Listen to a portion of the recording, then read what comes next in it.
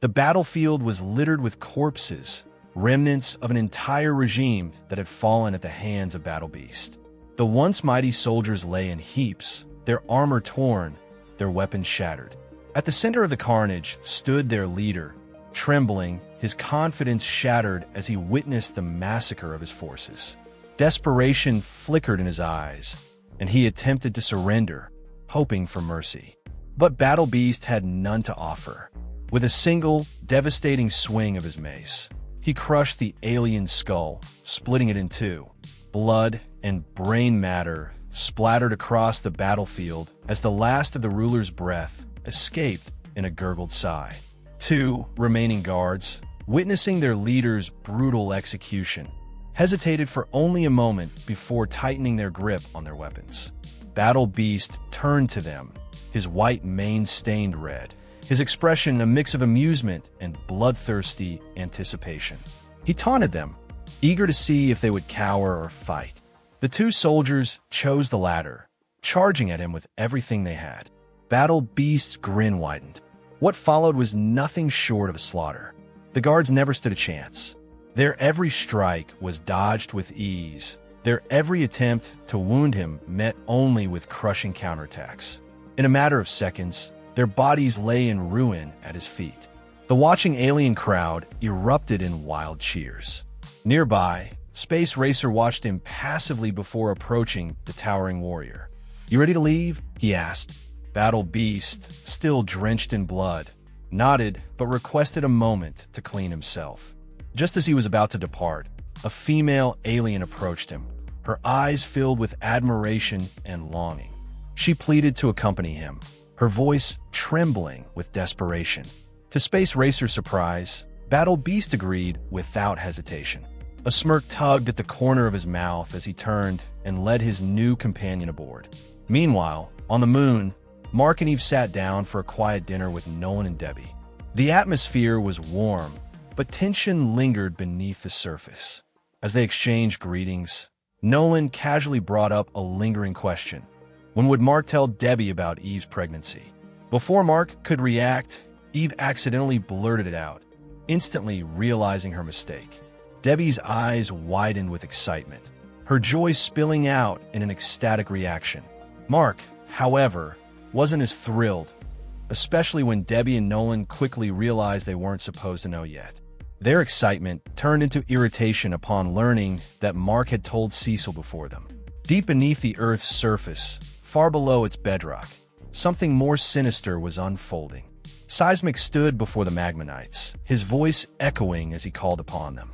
But instead of a warm welcome, he was met with an eruption of lava. Flames consumed him, burning his flesh down to the bone. Agonized screams tore through the cavern as his body was incinerated. His pain was unbearable, but it wasn't over. He felt himself being dragged deeper into the abyss, the molten rock shifting and restraining him. A voice, ancient and powerful, called out through the inferno. It assured him that his suffering was only temporary, that he had been chosen. Seismic, his body of flame, could do nothing but scream. Back in the Guardian's orbital base, Rex stood in a private room, tinkering with his secret project. He barely looked up as Amanda entered, reminding him of an impending Guardian meeting.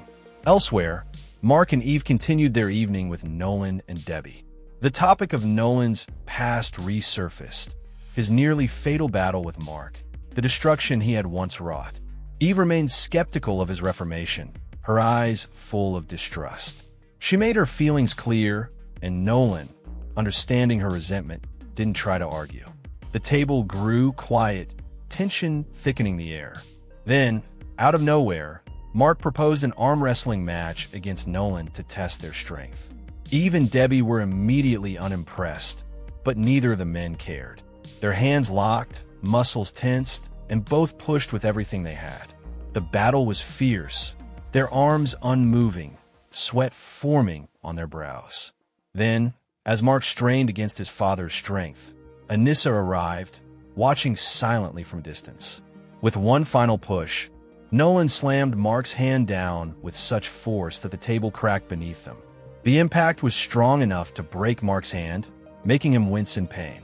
Debbie immediately scolded Nolan, but he merely shrugged.